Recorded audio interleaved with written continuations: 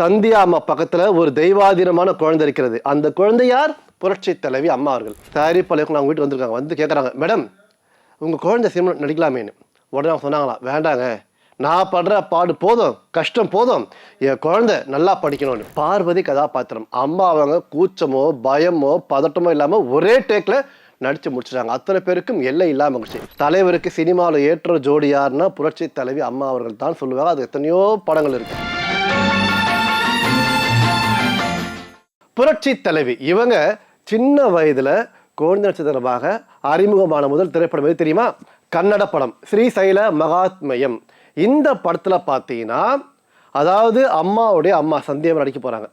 அப்பொழுது பெங்களூர்லேருந்து புரட்சி தலைவர்கள் அவருடைய அண்ணன் மரியாதை ஜெயக்குமார் சார் 2 பேரும் வராங்க. அப்போ சந்தியா என்ன பண்ணுறாங்க, மறுநாள் பார்த்தீங்கன்னா விடிய விடிய ஷூட்டிங்.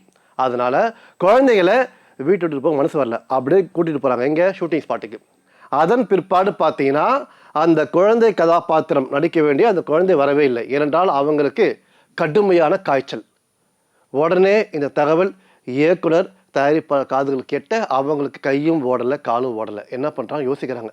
செட்டெல்லாம் போட்டாச்சு, எல்லாம் வந்தாச்சு, என்ன பண்ணுறது சொல்லி யோசிக்கிறாங்க. அப்பொழுது சந்தியா அம்மா பக்கத்தில் ஒரு தெய்வாதீனமான குழந்தை இருக்கிறது. அந்த குழந்தை யார்? புரட்சி தலைவி அம்மா அவர்கள். உடனே அந்த தயாரிப்பாளர் இயக்குனர் என்ன பண்ணுறாங்க, சந்தியா அம்மா கிட்ட போய் கேட்குறாங்க, மேடம் அந்த குழந்தை வரல, ஆகவே உங்களுடைய அந்த குழந்தை அந்த கதாபாத்திரத்துக்கு கச்சிதமாக பொருந்தக்கூடியவர், ஆகவே அவங்க நடிக்கலாமே அப்படின்னு சொல்ல சந்தியா அம்மாவுக்கு ஒரு ஃப்ளாஷ்பேக் ஞாபகம் வருது. ஏன்னா நிறைய முறை தயாரிப்பாளருக்கு அவங்க வீட்டு வந்திருக்காங்க. வந்து கேட்குறாங்க, மேடம் உங்கள் குழந்தை சினிமா நடிக்கலாமேன்னு.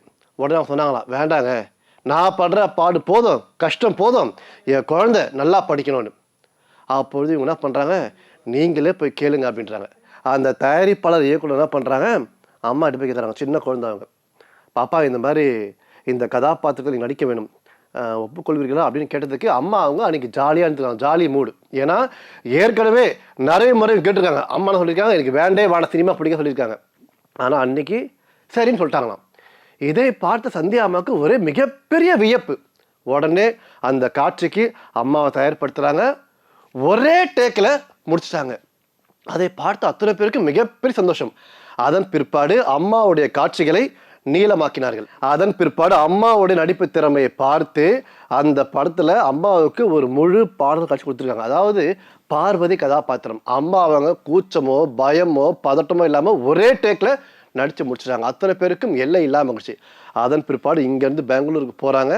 அவங்களுடைய பள்ளி தோழிகள்லாம் பண்றாங்க, ஏய் இங்க பாருங்கப்பா, நம்ம ஜெயா அவங்க சினிமா நடிச்சிருக்காங்க, அந்த படம் ரிலீஸ் ஆனதும் நம்ம எல்லோருமே போகிறோம், அவங்க தான் கூட்டிகிட்டு போக போகிறாங்க அப்படின்னு சொல்லும்போது அம்மாவுக்கு மகிழ்ச்சியாம். ஆனால் வீட்டில் பார்த்தீங்கன்னா அவங்க தாத்தா என்ன பண்ணியிருக்காரு, சந்தியா அம்மா கிட்ட, இங்கே பாருமா, நீங்கள் சினிமா நடிக்கிறீங்க, சினிமா ஓகே, ஆனால் குழந்தை இனிமேல் சினிமா நடிக்கவே கூடாது, படிக்க வேண்டும் என்று கராராக சொல்லிவிட்டாராம். அதன் பிற்பாடு காலங்கள் மாறுகிறது, காட்சிகள் மாறுகிறது. அம்மா அவங்க சினிமாவிலையும் சரி அரசியலையும் சரி ஃபஸ்ட்டு பெஸ்ட்டு. பிற்பாடு அம்மா அவங்க சினிமாவில் படிப்படியாக முன்னேறி, அதாவது அம்மாவை வாய்ப்பு தேடி போகலை, அம்மாவை தேடி தான் வாய்ப்புகள் வந்தது. அதன் பிற்பாடு அம்மாவுடைய படங்கள்லாம் பார்த்தீங்கன்னா சூப்பர் டூப்பர் ஹிட்.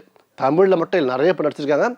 அதுவும் தலைவர் நடிக்கும்போது அது படங்கள்லாம் பார்த்தீங்கன்னா பிரமாதமான திரைப்படம். இன்றைக்கு தமிழ்நாட்டில் தலைவருக்கு சினிமாவில் ஏற்ற ஜோடி யாருன்னா புரட்சி தலைவி அம்மா அவர்கள் தான் சொல்லுவாங்க. அது எத்தனையோ படங்கள் இருக்குது. சரியா?